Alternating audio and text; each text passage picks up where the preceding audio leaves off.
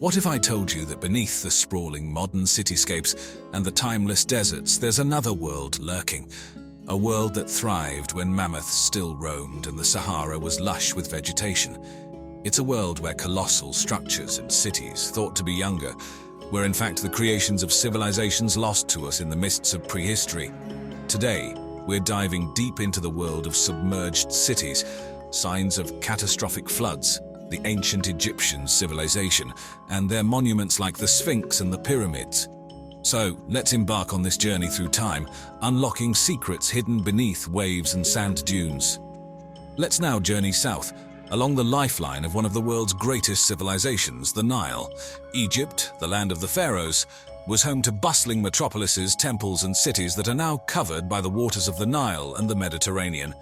Two of these cities, Thonis Heracleion and Canopus, were found submerged under Abu Qir Bay near Alexandria in the late 20th century. Thonis Heracleion, once a prosperous port city, was lost to the world around 1200 years ago. As to what led to its submergence, it's believed that a combination of rising sea levels, land subsidence, and possibly a catastrophic event like an earthquake led to its sinking. Imagine walking down the streets of this city, once populated by thousands, now silent except for the occasional sound of aquatic life. The city was discovered in 2000 by a team led by French underwater archaeologist Franck Gaudiot. They found the ruins spread over 11 kilometers, including 64 ships, 700 anchors, gold coins, weights from Athens, which have never before been found at an Egyptian site, statues standing 16 feet tall, and most notably the remains of a massive temple to the god Amun-Gareb. In its glory days, Thonis Heracleion was Egypt's main international trading post, receiving goods from Greece, the Middle East, and other parts of Africa. Nearby, the city of Canopus was also rediscovered, a center for the worship of the god Serapis. The city was known for its temples and pilgrimage sites, attracting people from all corners of the ancient world. The treasures recovered from the site include a perfectly preserved bust of a Ptolemaic queen, grand statues of gods and goddesses, and intricate amulets. Now, let's head over to the iconic Giza Plateau, the site of the Great Sphinx and the pyramids. These structures are a testament to the grandeur of ancient Egypt, but could they also bear the signs of a great flood? Some researchers believe so. The Sphinx, carved from the bedrock of the Giza Plateau, exhibits a degree of erosion that some geologists argue is consistent with water damage. This is a particularly curious phenomenon given that the Sphinx is located in one of the driest places on Earth. Where could such extensive water damage have come from? This has led to the controversial Sphinx water erosion hypothesis. According to this theory, proposed by individuals like geologist Robert Schoch and author John Anthony West, the erosion on the Sphinx indicates that it was subjected to a prolonged period of heavy rainfall. But there's a twist. The last time Egypt experienced the level of rainfall capable of causing such erosion was at the end of the last ice age around 10,000 BCE, long before the civilization we know as ancient Egypt even began. This theory suggests that the Sphinx, and possibly even the pyramids, were already standing by the time the first pharaohs took the throne, and the ancient Egyptians merely rediscovered and repurposed these ancient structures. Furthermore, some believe that the pyramids show signs of being submerged underwater at some point, as evident from the presence of fossil shells and petrified wood in and around the pyramids. Again, these are just theories, but they spark a fascinating discussion and provide a fresh perspective on the origins of these mysterious structures. It's a fascinating speculation. Could there be more hidden beneath the vast sands of Egypt, swept under by the relentless waves of a catastrophic flood? Let's explore. Some researchers propose that the uniform layer of silt found across large parts of Egypt could be evidence of a massive flooding event. This layer of silt, often several meters deep, could have resulted from gigantic waves that would have moved vast amounts of sand and silt, potentially burying existing structures. Support for this theory can be found in the studies of sedimentary deposits in the Nile Valley. These deposits indicate instances of rapid, short-term increases in the rate of sedimentation, suggestive of a large-scale flooding event. Such an event would have drastically altered the landscape, burying existing structures under meters of sand and sediment. The evidence of tsunami-like events in the Mediterranean basin in the past adds further weight to this theory. Some of these tsunamis could have inundated large parts of Egypt's coast, carrying with them sand from the seabed and depositing it far inland. The idea that there could be more pyramids and other structures hidden under Egypt's sands is indeed thought-inducing. Several buried structures have already been discovered in recent years using ground-penetrating radar and other technologies. The potential that there are more secrets to unearth deepens the intrigue of this ancient land. The possibility of a massive flood event having contributed to the reshaping of the landscape opens up new avenues of research and exploration. Egypt, a cradle of human civilization, continues to reveal its past, piece by piece, challenging our understanding of history. We've all heard of the biblical story of Noah's Ark, but the flood narrative isn't unique to Judeo-Christian tradition. From ancient Sumerian tales to Greek mythology to Hindu scriptures, stories of great floods wiping out civilizations and being survived by a handful of individuals are almost universal. So let's plunge into these flood myths and look for evidence. The oldest known flood myth is the Epic of Gilgamesh, originating from ancient Sumer, in which the gods send a flood to wipe out humanity. But one man, Utnapishtim, is warned in advance and builds a great boat to survive. Sound familiar? In Greek mythology, we have the story of Deucalion and Pyrrha, who survive a great deluge sent by Zeus by building a chest. After the flood, they repopulate the earth by throwing stones over their shoulders, which transform into people. The Hindu tradition speaks of a great flood in the story of Manu, the progenitor of mankind.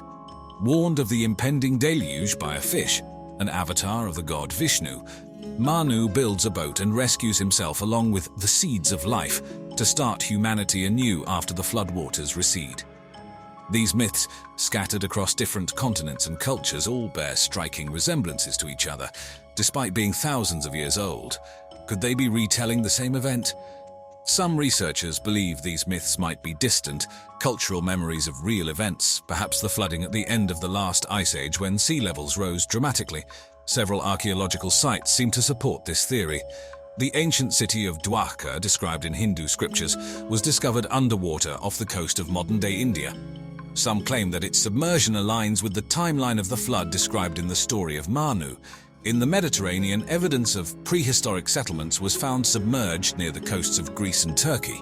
Were these thriving communities that were swallowed by the sea at the end of the Ice Age? While we need more archaeological and geological evidence to validate these theories, the parallels in these flood myths and their potential connections to submerged archaeological sites make us wonder, could these myths be echoes from a time when sea levels rose, engulfing coastal communities and reshaping our world? The very notion is like a riddle waiting to be solved, a story waiting to be told hidden beneath the waves of our ancient past. Contrary to what we've come to accept about the parched Sahara Desert, the time-worn structures of ancient Egypt tell a different story, an earth-shattering tale that speaks of a time when this arid landscape was a verdant paradise. Let's delve into it. Some researchers believe that the visible water erosion on the Sphinx and the pyramids could indicate that these structures were built during or before a wetter period in Egypt's history. The theory hinges on the existence of unmistakable signs of water erosion, particularly on the Great Sphinx. These erosion patterns do not match the patterns seen on structures known to be built in the dry climate of the last few thousand years.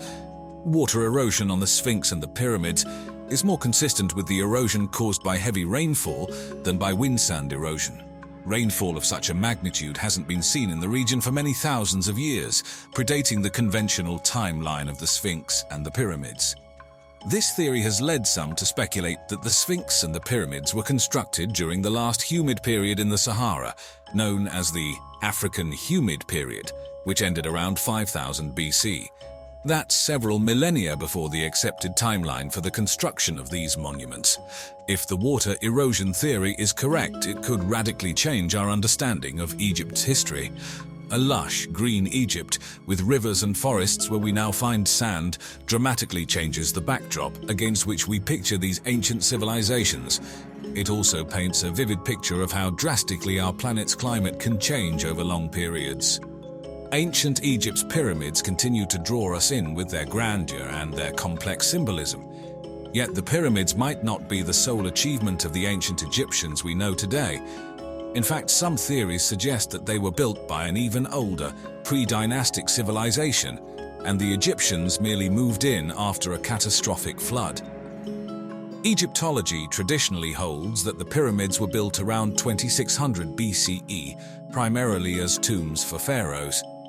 Yet, some theorists argue that there is evidence to suggest that the pyramids, specifically the Great Pyramid of Giza, were built by a technologically advanced civilization that predates the Egyptians. Architectural elements, such as the precise alignment of the pyramids to true north, their sophisticated understanding of mathematics and geometry, and the construction technique used in building these massive structures, all seem to suggest a level of knowledge that was quite advanced for the time. The Sphinx also adds to this theory. Geological studies on the erosion patterns of the Sphinx suggest that it might have been exposed to thousands of years of rainfall, yet Egypt's arid climate hasn't seen such rain for at least 8,000 years. This has led some to propose that the Sphinx was built by an older civilization that existed during a more temperate climate.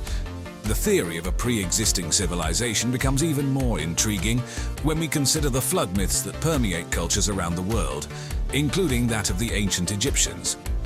Could it be that the pyramids were built by an advanced civilization that was wiped out by a global flood event, only for the structures to be later adopted by the surviving Egyptians?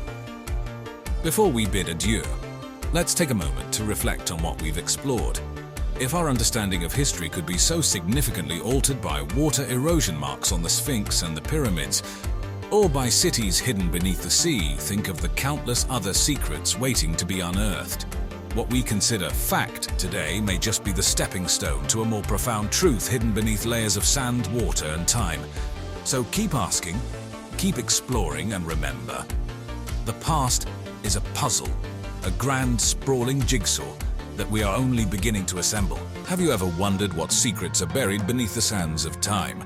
Picture this: ancient Egypt, a civilization that left behind architectural wonders like the Sphinx and the pyramids. But what if everything we've been taught about these iconic structures is just a fraction of their true story? Consider the possibility that the pyramids and the Sphinx could be older than the Egyptians themselves.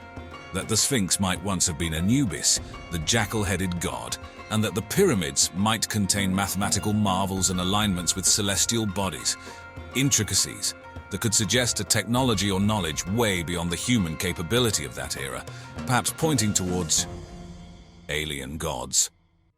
Let's look at the Great Sphinx, a symbol of ancient Egypt that continues to perplex scholars today. The Sphinx is like a silent sentinel, sitting on the Giza plateau, its weathered face gazing eastward towards the rising sun. But if you examine the Sphinx closely, there are clues in its geology that suggest its story may be more complex than we initially thought.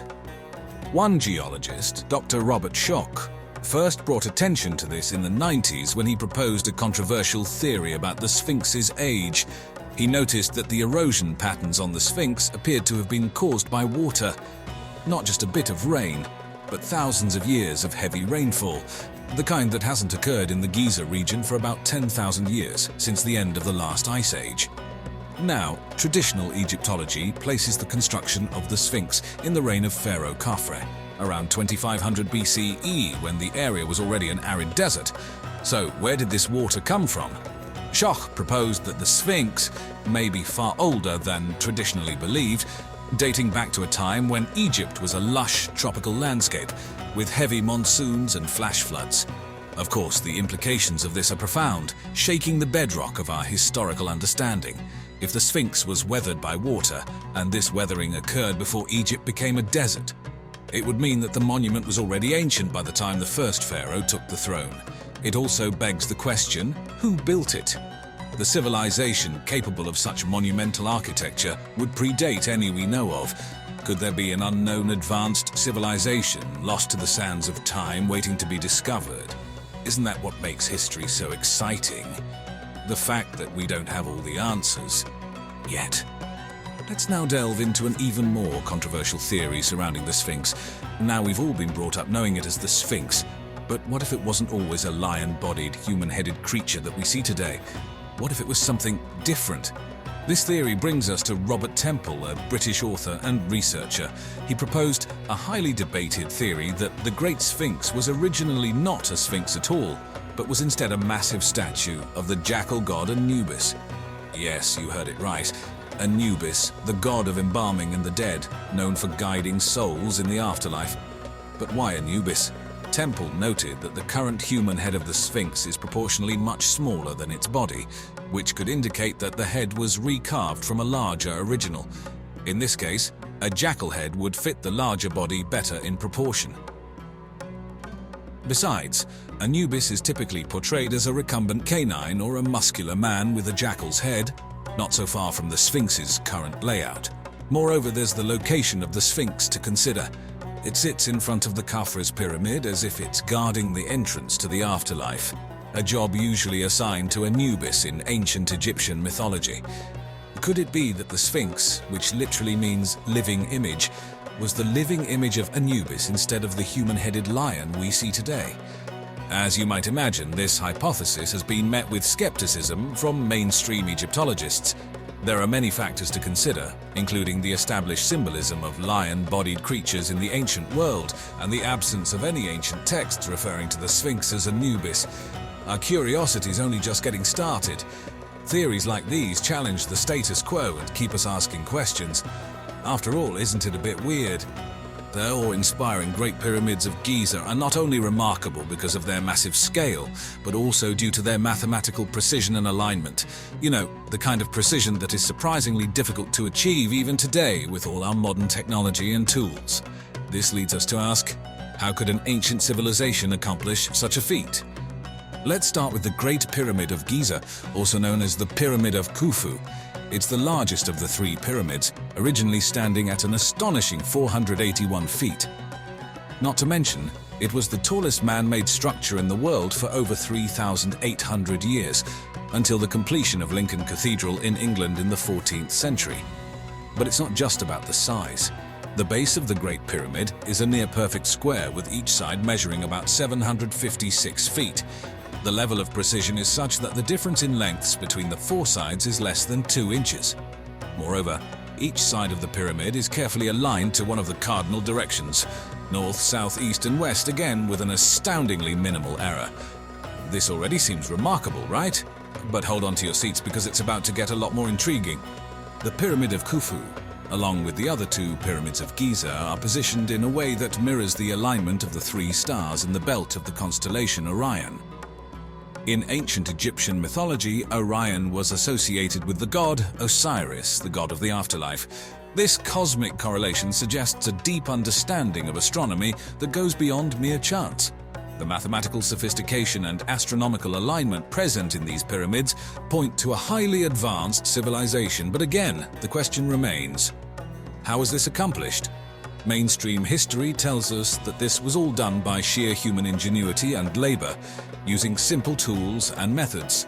Others, however, speculate about intervention from a higher intelligence, perhaps even extraterrestrial. The theories are as vast and intriguing as the pyramids themselves. Isn't it all just amazing? Or maybe it's just a bit weird. There's a saying that goes, any sufficiently advanced technology is indistinguishable from magic. If we were to time travel thousands of years back and show a smartphone to the ancient Egyptians, they would likely see it as a divine or magical artifact.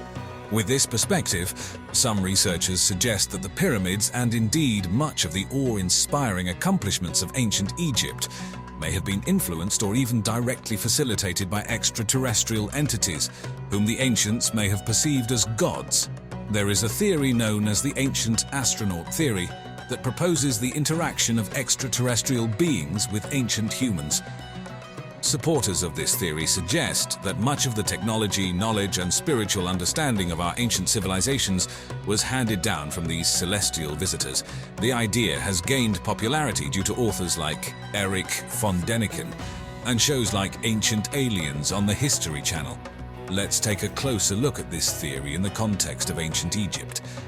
Proponents point out that the construction of the pyramids, especially given the remarkable mathematical precision and astronomical alignments, could not have been possible with the tools and knowledge known to exist during the reign of Pharaoh Khufu. Therefore, they argue, the pyramids might be the result of technology or knowledge provided by an advanced, non-human civilization. Further fueling this theory, are the Egyptian texts and artwork that seem to depict what could be interpreted as advanced technology or celestial beings.